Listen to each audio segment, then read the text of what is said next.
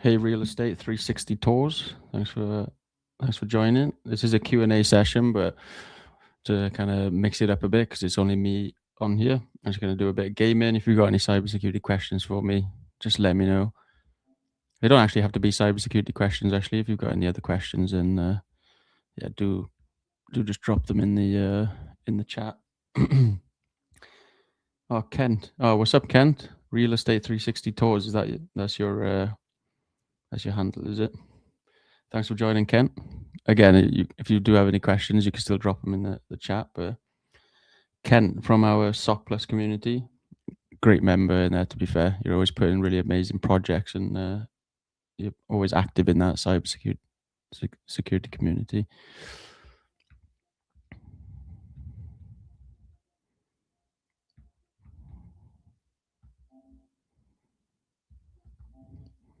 So I've been playing Red Dead.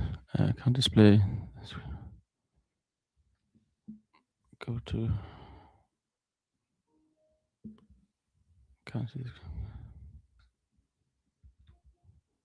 Where's that? Can't display the screen on the.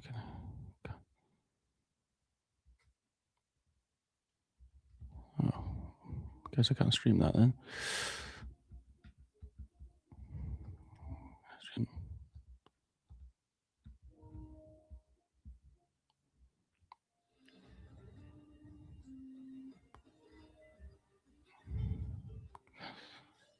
See the screen again, which is blocked. Can I play this? Have to be Forza then. Don't know why they're not working. What do you consider the number one thing that potential employers are looking for SOC agents? Can you describe that specifically and how to get it? So yeah, for cybersecurity analysts, one thing I would say that they're definitely looking for is the ability to kind of understand how an attacker thinks. Now, this is something that blue team analysts definitely need to be able to do. You need to understand how an attacker thinks so that you can be a better defender. Because ultimately, if you're a blue team defender that can kind of, you don't necessarily have to be a pen tester. You don't have to be able to know how to conduct pen tests, but just to know what attackers are doing is very important. So things like the MITRE attack framework is very good. I think that's something that will often come up in interviews, that they'll put you in different scenarios and say, tell me what you would do if there was a malware alert on a database server or on an endpoint. What actions would you take next, or where would you look? Then you'd want to try to think like an attacker. So let's say the malware was on a Mac OS system, for example. You would want to then look into the look for persistence. So in terms of persistent mechanisms on Mac OS, you've got your kind of launch agents, launch daemons, these kind of things. So trying to think like an attacker, I think, is probably one thing that employers are definitely looking for. In terms of, so that's kind of technical skills. In terms of like more of your soft skills, I would definitely say being able to work under pressure and kind of your teamwork ability and being able to integrate into other teams. I think this is definitely something that employers are looking for these days. So those two are big things. Maybe one thing that employers don't actually know that what they're looking for yet, and it will come at some point, is the ability to be a great blue team defender that can defend AI-based tools. So as companies integrate these AI tools into the companies, you need to be somebody that can kind of be like a consultant and actually be like, oh, okay, there's a clear vulnerability in this AI tool. This is how an attacker would exploit it. This is how I would defend against it. Now, companies are integrating a lot of these AI tools, but I don't think they're thinking about the security aspect of it just yet. I think that will come. There are companies out there that are thinking of it, how to implement these in a secure way, but I do think the majority are just adding these AI-based tools and not thinking about the security implications behind it. So, yeah, the first two I would say are probably more important, and then maybe the AI tools is probably the one that if you can kind of start to learn now, then it will kind of put you ahead, and I think eventually employers will start to look for it. Yeah, let me know if you can hear me okay. But yeah, that's probably what I would recommend there. As a non-technical professional, can you recommend learning experience into cybersecurity? So that's WD Axonis on Instagram. Pin this. As a non-technical professional, can you recommend learning experience to get into cybersecurity? So, first of all, cybersecurity is quite a broad, not like a broad area. So, first of all, if you're going to go into cybersecurity, I would start to think about what jobs you want to do. Because, like I said, cybersecurity is massive. You got compliance, you got cybersecurity analysts, which is like your kind of blue team defenders, protecting the network. You got your penetration testers, who are like your ethical hackers. Yeah, there's many different jobs out there. Cloud security specialist. There's a lot of teams that you can go into. So have a think about what job it is you want to do, what interests you the most, and then once you've had a think about that, start to kind of dial it back a little bit then and go and look at some fundamentals. So start off with your CompTIA Network Plus, CompTIA Security Plus, and these will give good fundamentals in networking and cybersecurity, which is hugely important. This is something that you really need to kind of have the base platform. This is not going to really teach you much about any of the jobs that you might be interested in, but it's going to give you good fundamentals. Then once you've got those good fundamentals, what's going to be important then is actually starting to learn the skills and doing home projects related to the job. So let's say that you want to be a cybersecurity analyst. That's where I started 10 years ago. And what I would do is start to learn everything related to that job role. So just look at job descriptions. They literally tell you what they want. The skills such as the tools that analysts are using. The biggest one is SIEM or SIM, Security Information Event Management Tool. Start to look into this, start to understand how to set it up, how to actually, because what employers are looking for these days is that you have hands-on experience. A lot of employers are asking for experience, and the way that you get that experience is with your home project. So I don't want to go into too much detail about the tools and stuff because you say that you're a non-technical professional, but ultimately think about what jobs you want first, then go and do your fundamentals in CompTIA Security Plus and Network Plus, and then start to learn everything that you need and try and become an expert in the area of that job area, basically, so that you go into interviews and you sound like you know what you're talking about. So even somebody without experience then can kind of demonstrate that they've got experience, for example. I hope that helps. I can hear you fine. Perfect. Thanks, Ken. But yeah, usually what we do on these Q&A sessions, there's usually a few of us on here, but from now on, it's probably mostly going to be me. And I thought I'd just share what I'm currently playing. I was trying to share Red Dead Redemption, but I don't know why it didn't work. I don't know if it's because it's on PlayStation Stream. I don't know if they were blocking it for some reason. I'm not too sure. But I'm also playing Forza as well. But yeah, we're also doing a Q&A session. So every week we'll just jump on, have a chat. You can even bring a topic. So if you have any topics that you want to go through, I can go through those. I can go through those as well. But yeah, ultimately these are kind of sessions for you. And if you just want to sit here and watch me game, you can also do that as well. But the idea is that you can come here, get your questions answered by myself. And they don't have to be cybersecurity related, to be fair. You can ask me anything, really. Like I mentioned, my background is I've been in cybersecurity for 10 years now, which is pretty crazy. It's gone really fast, to be honest. Started when I was 21. I was very fortunate to get the role that I got as a SOC analyst in a company that I went into. Is kind of more of like a junior SOC analyst position. It probably would be considered today. Again, I didn't know. I was working in IT. I didn't have any cybersecurity experience. So it is definitely possible. It just today maybe it just takes a little bit more time because I think there's more people going into cybersecurity. I kind of stepped into it really. It wasn't when I first found out about computer security. That's what it was called, was computer security, and the term cybersecurity came like a year or two later. But yeah, similar to what you were asking then on Instagram about the how to get into cybersecurity. That was my pathway. did business and IT, had a networking module, so that built my networking fundamentals. And then on that networking module, there was a tiny part of what it was called computer security then, where my lecturer showed us Google hacking. And I used to work in like a, well, in the UK, it's called a estate agent, but real estate. But in the UK, it's not as glamorous, and you don't make as much money in the UK.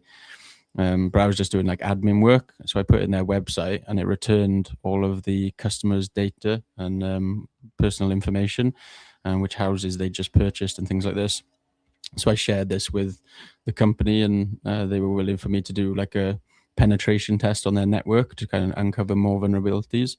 Now, like I really didn't know what I was doing. University wasn't teaching us this; it was very much self-taught. But that was kind of my first project, and that is the project that kind of gave me experience then that allowed me to apply for that SOC analyst job. But I failed loads of job interviews. I failed hundreds and hundreds of applications. Failed many job interviews. I think I failed 3 job interviews for the same company. The one that I actually got in the end. So I guess you could say I brute forced it. But it was over the space of like a year, I think, because I applied for like 2 positions, and I think, yeah, I just butchered the interviews the first time, but then started to understand what the kind of things they were asking, and started to do my own learning, and then kind of go from there.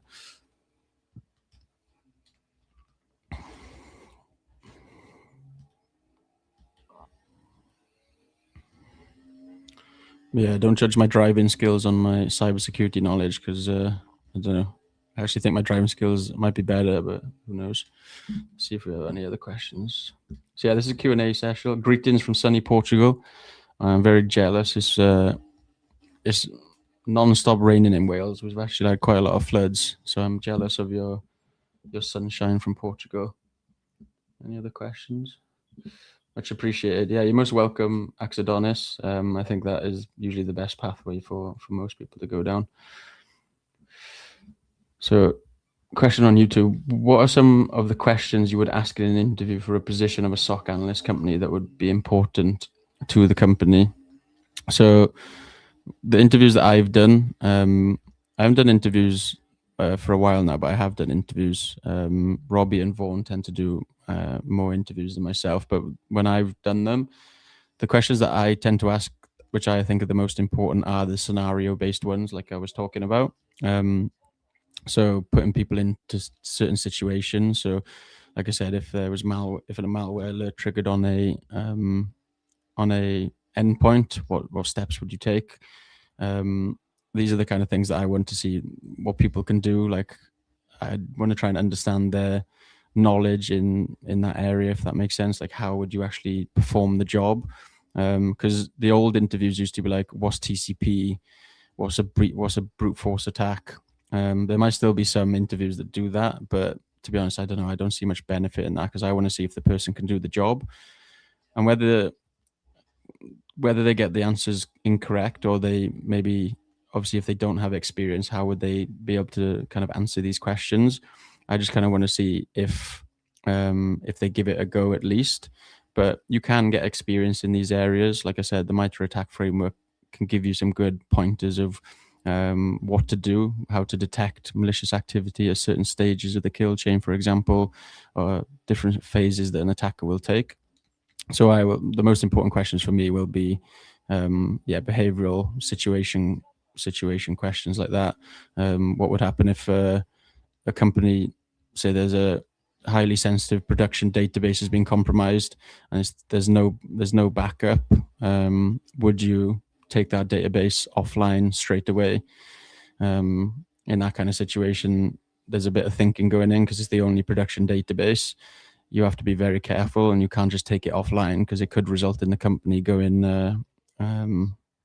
down, and customers not being able to interact with the database, for example, or it could destroy the company. So it's not really that easy. Like, cybersecurity professionals will want to isolate it and take the database down, but if it's a really critical database, then maybe there might be a better way for us to kind of manage that. Maybe there's a way that we can take a backup first, or spin up a separate database the customers could connect to while we take that one down that is infected with malware, or if there's a malicious actor has been able to compromise it, for example. So Definitely the scenario-based ones are the most important for me in terms because there's many different questions that you can ask. So I'll usually look at the job description, look at their CV and resume, and kind of pull questions from there. They're usually the places that I pull questions from.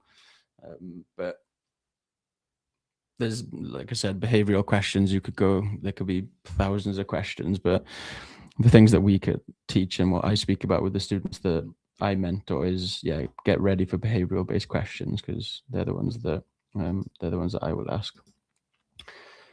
So on Instagram, we got Abhishek. Which cybersecurity skills are the most in demand right now?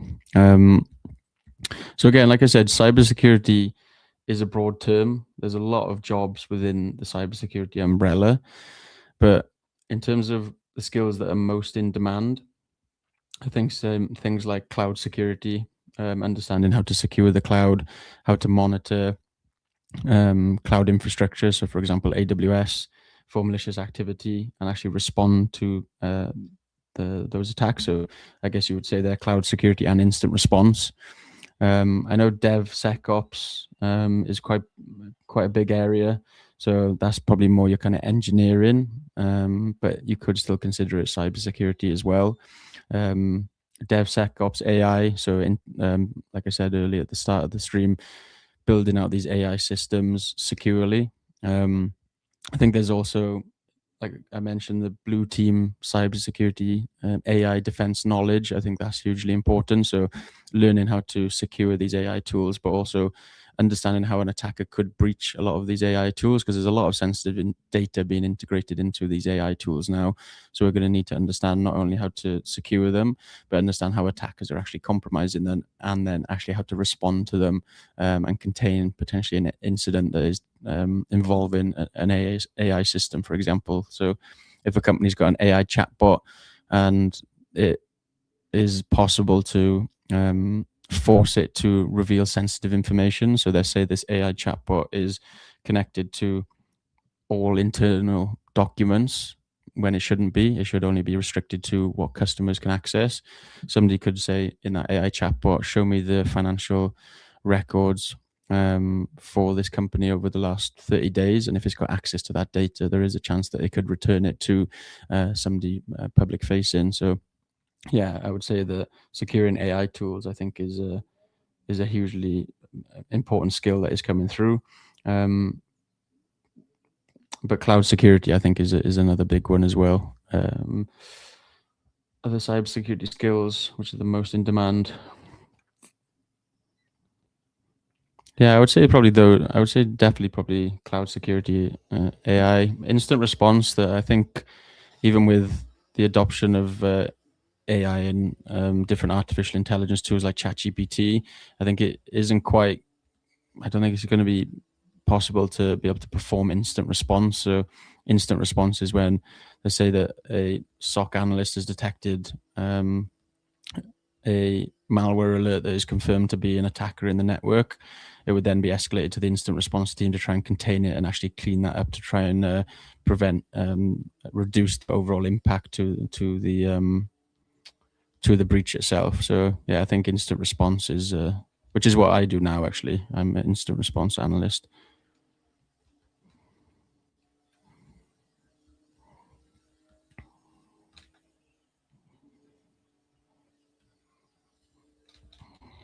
Oh, what other questions we go? That was a good question, though. Let me know if that helped. Yeah,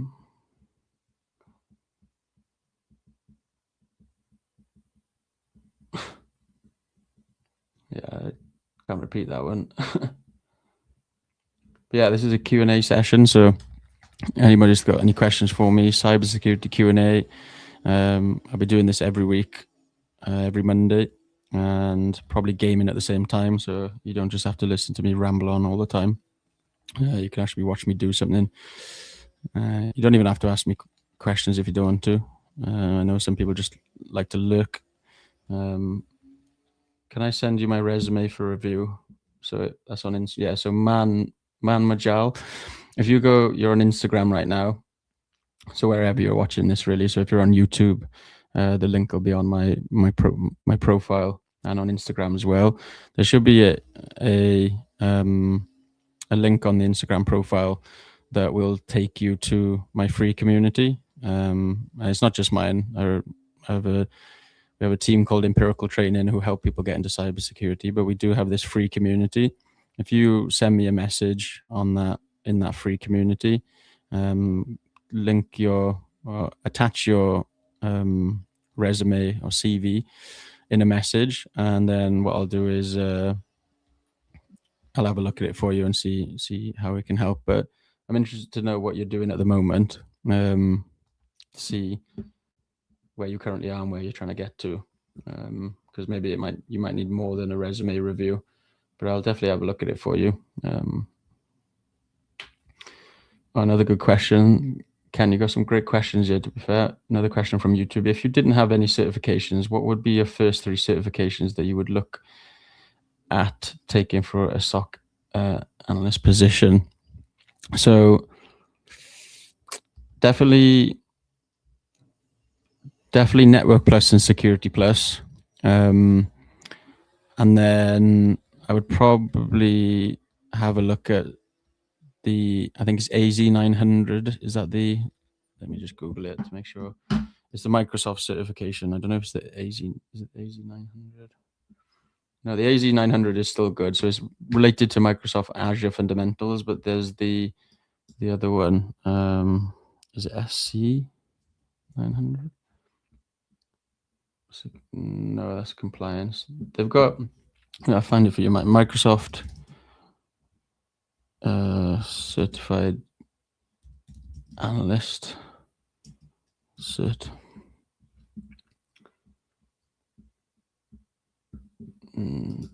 So yeah, I would Network Plus, CompTIA Network Plus and Security Plus, because most job descriptions are just asking for them as a minimum. And then a lot of companies now are using Microsoft Azure, Microsoft Sentinel as their main theme. So there's Microsoft Certified Security Operations Analyst, or SC200. So SC-200. Course SC200. Yeah, Microsoft Security Operations Analyst. This is a good certification. I think the learning you can do for free on Microsoft's website, but then you'd have to pay for the exam. So I'd probably do those 3 if I didn't have any certifications. And if you've already got networking experience, you can maybe drop, or networking knowledge, you could probably drop CompTIA Network Plus if you wanted to, and do SC200 from Microsoft, CompTIA Security Plus from CompTIA, and then maybe CompTIA CYSA Plus or Blue Team Level 1 certification. So maybe there's 4 there. So let's go with 4. I know you asked me for 3, but let's say CompTIA Network Plus, CompTIA Security Plus, Microsoft SC200, and then Blue Team Level 1 certification. Security Blue Team, that one is popping up quite a lot, and they're doing some good stuff over there in terms of showing you kind of the ropes of getting into cybersecurity. And we also do have our mentorship community as well, as a slight plug. If anybody's interested in finding out if we can help you get into cybersecurity. So what we do is build you a tailored plan. We do free career strategy calls. So the link will be either in the description on YouTube or on our page on Instagram. What we do is build out a tailored plan for you, so we can guide you into kind of the best way forward. And then we also do have our own mentorship program as well, but we do give you a certificate at the end of it. But yeah, and to answer that question, full-time certifications, which are well renowned in the industry: Network Plus, Security Plus, SC200, maybe CompTIA CYSA Plus, or Blue Team Level 1.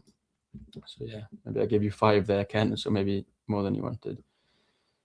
Man Majal, I'll send you Yeah, I'll send you all my information. Yeah, send it to me via DM on. It's on School, so we've got a free community called Cyber Hub. Make sure that you send it over. Yeah, you can tell me what you're doing now. We can kind of talk through it. I'm going to do a slightly shorter Q&A today, so we got another 5 minutes. So if you've got any more questions, let me know, or we can talk through a bit of it now. But yeah, send me a DM on School. That's probably the best place to get in contact with me, to be honest. Is on School. A School with a K, and then our community is called free community is called Cyber Hub.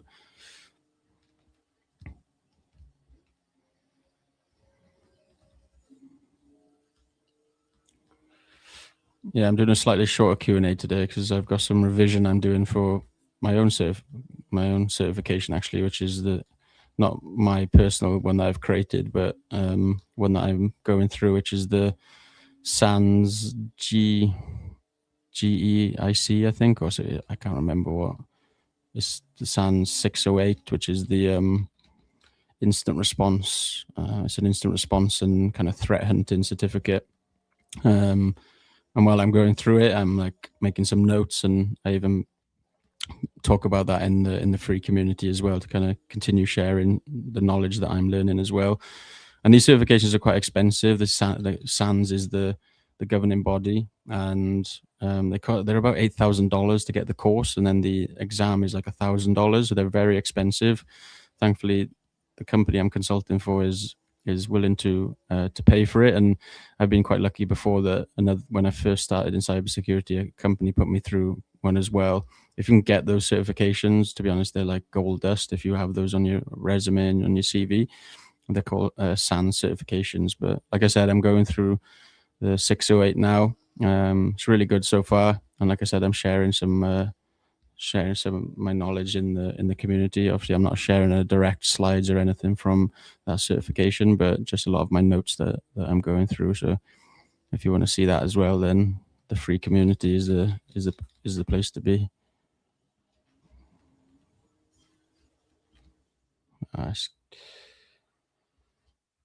Which certificates do you advise to have first in our resume? So yeah, David, I did just did answer it, but I'll go over it quickly. But yeah, you can always watch this back if you want the fuller answer that I just gave Kent. But CompTIA Network Plus, Security Plus, Microsoft SC 200, Blue Team Level 1, and then maybe CompTIA COISA Plus. You don't need all of them, but they're kind of probably good ones for working in a security operations center as a cybersecurity analyst. Oh.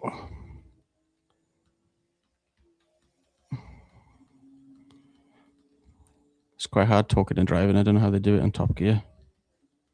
Oh, no, he's had me there. Oh. Yeah, let me know if you enjoy these sessions, or if you don't want me to just watch me game and ask questions.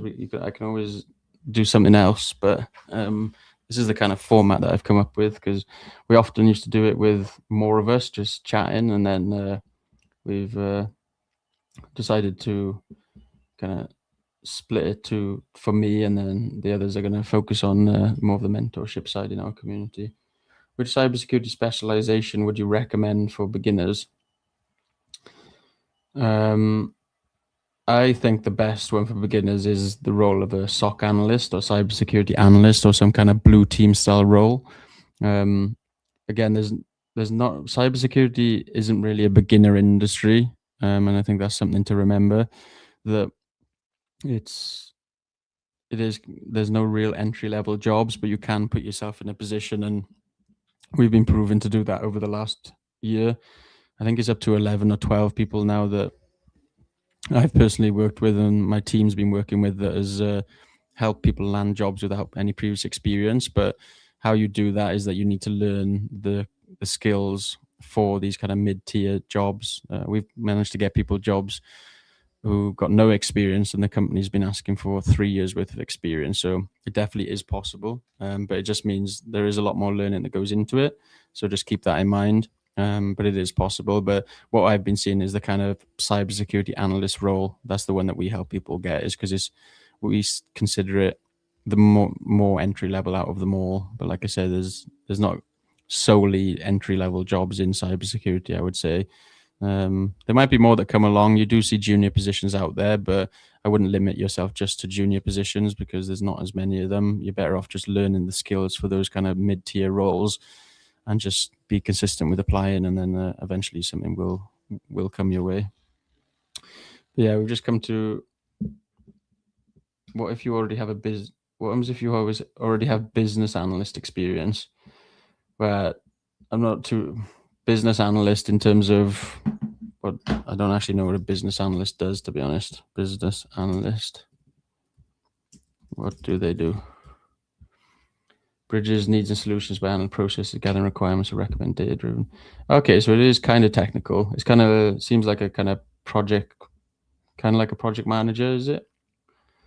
So you could adapt that to the role of a cybersecurity analyst, where it mentions you like analyzing processes, gathering requirements.